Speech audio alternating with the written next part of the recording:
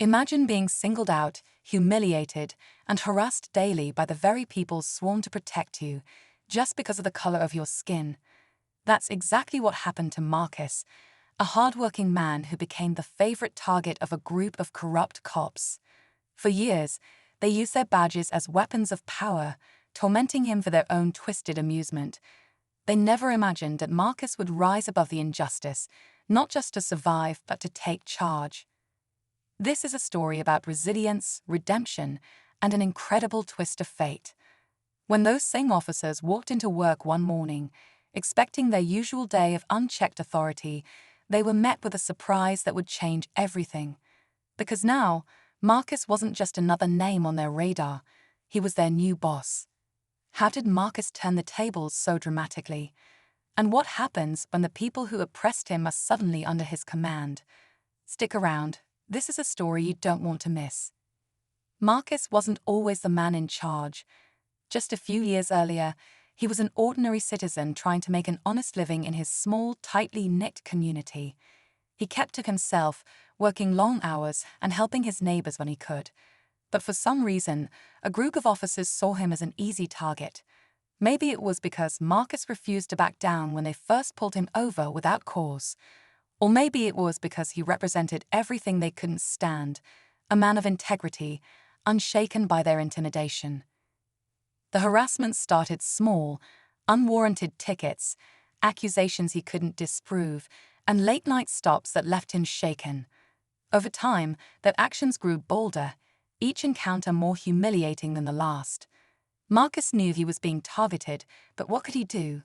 Complaints fell on deaf ears, and the system seemed rigged against him. But while the officers reveled in their cruelty, Marcus was quietly working on something they never expected, a way to turn the system on its head. As the harassment continued, Marcus found himself growing more determined. What the officers didn't realize was that their actions were fueling his resolve to fight back, not with violence, but with strategy. Marcus began documenting everything, every baseless ticket, every hostile encounter, every word spoken in anger. He sought advice from community leaders, lawyers, and even former officers who had left the force due to similar corruption. Slowly but surely, Marcus was building a case. Meanwhile, the officers were too confident to notice. To them, Marcus was just another powerless target. They laughed about their antics, boasting about the fear they believed they'd instilled in him. What they didn't see was the ripple effect of their actions. The community began rallying around Marcus, quietly supporting him as he became a voice for those who had been silenced. But Marcus wasn't just collecting evidence. He was preparing for a move that would change his life and theirs. He had set his sights on something bigger, a position of power they could never have imagined. Marcus's plan was in motion, but it wasn't without risk. He knew that standing up to the officers who had tormented him could backfire. Still, he pressed on, driven by the belief that someone had to challenge the corruption. What the officers didn't know was that Marcus had applied for a leadership position in law enforcement, a role he had long aspired to but never pursued, fearing the system would work against him. Months passed, and Marcus worked tirelessly to prepare. He studied, trained, and refined his vision of what justice should look like. Meanwhile, the officers continued their reign of unchecked authority, completely unaware of the storm brewing. They treated him like a joke, never imagining he could rise to a position where their actions would be scrutinized. Then, one fateful day, the announcement came. Marcus had been selected as the new chief of police. When the officers walked into their station to see him standing there, wearing the very badge they had used to intimidate him, the air grew thick with tension. Their world was about to change, and they had no idea how far Marcus was willing to go to restore justice. The room fell silent as Marcus stood before the officers who had made his life a living nightmare. Their smug expressions faded into disbelief, and for the first time, they looked unsure. Marcus didn't say much at first. He simply surveyed the room, his steady gaze enough to make the tension palpable. They couldn't ignore it anymore. The power dynamic had shifted entirely. But Marcus wasn't interested in petty revenge. He had a bigger mission: to expose the deeply rooted corruption and rebuild a department that could genuinely serve the community. What he didn't expect, however, was the depth of the resistance he would face.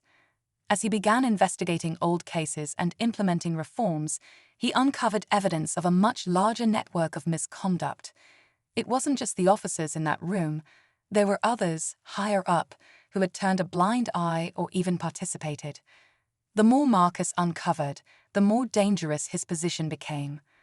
Anonymous threats started appearing, and allies within the department warned him to back off. Yet, Marcus refused to stop. He was determined to bring the truth to light, even if it meant risking everything.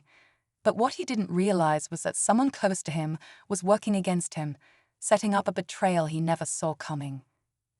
As Marcus pushed forward with his reforms, the department grew more divided.